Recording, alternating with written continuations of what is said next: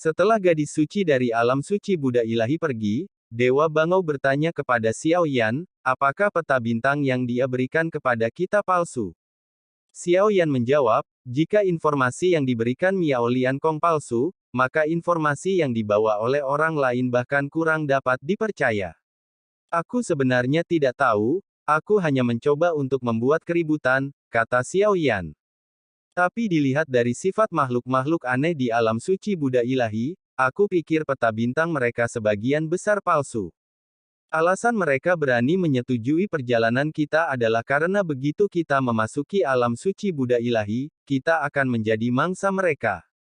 Dibandingkan dengan ras iblis, para dewa alam mendalam surga barat sebenarnya lebih menakutkan.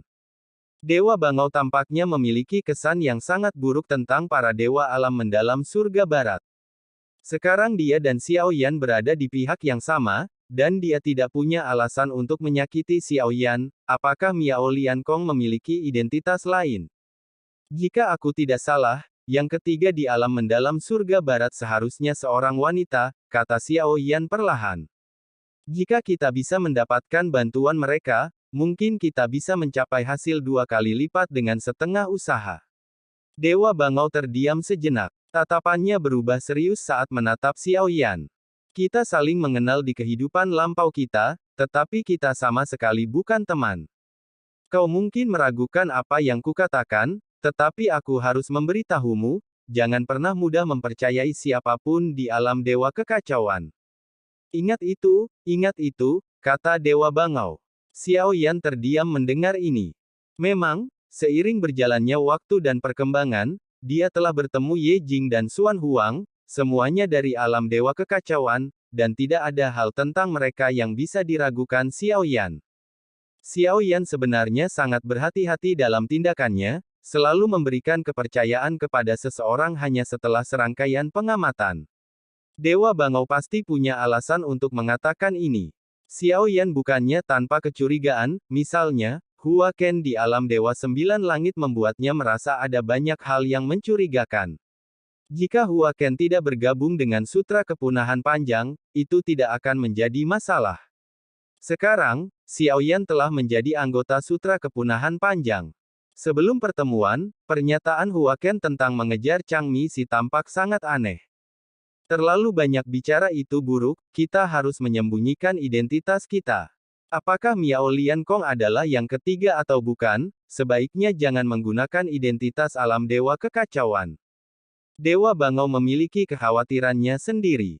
Xiao Yan mengangguk. Adapun Dewa Bangau, dialah orang di alam dewa kekacauan yang paling banyak membantu Xiao Yan, selain yang pertama.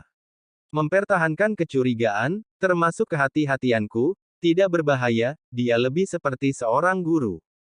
Ding Zhu berkata, dan Xiao Yan tidak berkata apa-apa lagi, terus menunggu dan mengamati. Saat ini, yang dibutuhkan hanyalah Dewa Bangau untuk menanganinya. Lagi pula, konferensi alam dewa kekacauan sudah ada sebelum Xiao Yan masuk. Dewa Bangau tentu saja lebih tahu tentang hal itu daripada Xiao Yan. Baik atau buruknya kata-katanya, Xiao Yan dapat mengetahuinya. Alasan saya menolak Miao Liankong adalah karena dia tidak pernah menyebutkan apapun tentang alam suci Buddha ilahi. Orang luar pasti akan dibunuh tanpa pandang bulu oleh arai penyegelan iblis cahaya Buddha. Mereka sangat jahat. Begitu mereka masuk, mereka akan sepenuhnya dimusnahkan jika mereka tidak memiliki kesempatan untuk menemukan laut jiwa spiritual 7 warna. Pria dari Kabupaten He menjelaskan alasan penolakannya. Xiao Yan pernah mendengar dia mengatakan bahwa arai ini jelas merupakan arai yang sangat kuat.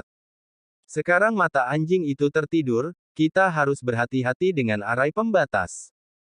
Kita tidak perlu terburu-buru. Beberapa orang sangat ingin mendapatkan kesepakatan ini. Jika mereka menginginkannya, mereka pasti akan menemukan cara. Kita juga bisa mendapatkan informasi yang akurat. Xiao Yan memahami rencana Dewa Bangau, yaitu untuk menunda dan meningkatkan jumlah orang yang bersaing untuk kesepakatan ini. Akan lebih baik untuk menimbulkan sedikit keributan. Hanya dalam keadaan seperti itulah hal itu akan menguntungkan mereka. Perwakilan dari ras dewa lainnya, termasuk dari alam suci dewa dan Buddha, tiba satu demi satu, masing-masing membawa gulungan peta bintang. Beberapa bahkan membawa kristal yang diresapi energi unik dari Laut Roh Tujuh Warna, berbicara dengan penuh keyakinan dan menawarkan untuk membimbing mereka secara pribadi. Namun, Dewa Bangau di dalam ruang cermin kristal tetap acuh tak acuh. Setelah pemeriksaan singkat, dia menolak mereka semua. Jika kalian tidak berniat menukar barang-barang tak berguna ini dengan lelang ini, kalian boleh pergi. Dewa Bangau tidak mengatakan apa-apa lagi, hanya menyatakan bahwa semua yang mereka bawa tidak berharga. Beberapa tokoh kuat dari ras dewa yang malang itu memiliki niat membunuh yang menggejolak di mata mereka, tetapi akhirnya memilih untuk bertahan. Yang lain hanya mencibir dan pergi. Suasana di area inti rumah lelang semakin tegang. Rumah lelang memahami bahwa melelang pil ilahi semacam itu tidak memungkinkan individu-individu kuat ini untuk duduk bersama. Pertempuran dapat menghancurkan seluruh rumah lelang. Oleh karena itu, rumah lelang membagi semuanya di antara para sarjana berpengalaman. Saat Dewa Bangau semakin menolak, dia merasakan niat membunuh yang semakin kuat terpancar dari luar. Namun, semua ini tidak penting. Itu tidak menimbulkan ancaman nyata. Niat membunuh sejati yang dapat menekan Xiao Yan semakin mendekat. Setelah Xiao Yan menyembunyikan jari monster itu, niat membunuh agak melemah, tetapi tidak sepenuhnya menghilang. Lubang cacing teleportasi tiba-tiba memancarkan semburan cahaya keemasan yang menyala-nyala. Sepasang sosok yang mengenakan jubah Taois identik tiba, melangkah di atas cahaya itu. Lambang inti emas 9 putaran milik pemimpin mereka bersinar terang di dadanya. Setelah memasuki rumah lelang, mereka segera tiba di luar ruangan sarjana berpengalaman, tempat Xiao Yan dan Dewa Bangau berada. Xiao Yan mendongak menatap wajah itu. Tidak banyak yang telah berlalu. Sekte inti emas 9 revolusi, gumam Xiao Yan. Saudara Xiao Yan, apakah kau mengenali Dewa Bangau? Mereka pernah bertemu sekali sebelumnya, mereka berasal dari alam ilahi 9 langit. Rumah lelang iblis ilahi ini memiliki kekuatan yang luar biasa. Bisakah ia mencapai dunia lain? Xiao Yan takjub. King Teng, pemimpin sekte inti emas 9 revolusi. Aku datang karena Peony Yangzi. King Teng mengepalkan tangannya memberi hormat, suaranya menggelegar, aku ingin menawarkan 10 pil ilahi. Jenis apapun boleh. Lebih jauh lagi, aku ingin mengundang ahli alkimia yang memurnikan pil ungu untuk menjadi tetua tamu sekte inti emas 9 revolusiku. Kau dapat menikmati semua formula pil sekte inti emas 9 revolusi. King Teng mengepalkan tangannya lagi untuk menunjukkan ketulusannya. Dewa Bangau tidak langsung berbicara, tetapi menatap Xiao Yan. Jika pil ini sesuai permintaan, 100 juta koin iblis ilahi dan berita tentang roh 7 warna yang memecah lautan diperlukan sebagai imbalan tanpa imbalan apapun. Suara Xiao Yan bergema dari ruangan kultivator berpengalaman itu. Sekte inti emas 9 revolusi telah datang ke sini. Jika kami tidak dapat memperoleh pil ini, kami lebih memilih untuk bertemu dengan alkemis hebat yang memurnikan peony yin yang. Kami tidak memiliki niat buruk.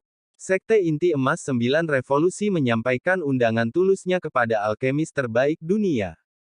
King Teng terlalu tidak penting untuk mendapatkan pil ini, tetapi jika kami dapat memenangkan hati alkemis ini, dia mungkin bahkan lebih berharga daripada peony yin yang. Alkemis yang memurnikan pil ini berasal dari Sensi. Dia tidak ada di sini. Xiao Yan berhenti sejenak sebelum berbicara perlahan. Dewa Bangau melirik Xiao Yan. Keduanya tersenyum penuh arti, begitu. Aku telah merepotkanmu. King Teng pergi. Kata-kata selanjutnya tidak ada gunanya, tetapi King Teng sebenarnya tidak pergi. Karena dia sudah berada di sini, dia harus menghadiri lelang. Hanya dengan melelang beberapa pil suci saja sudah bisa menghasilkan cukup koin iblis suci. Namun untuk mendapatkan peony yin yang, tembok iblis ilahi jelas bukan kuncinya, elemen terpenting adalah informasi tentang laut spiritual 7 warna. King Teng tentu saja tidak memiliki informasi ini dan hanya bisa mengerutkan kening sambil mencoba memikirkan solusi lain.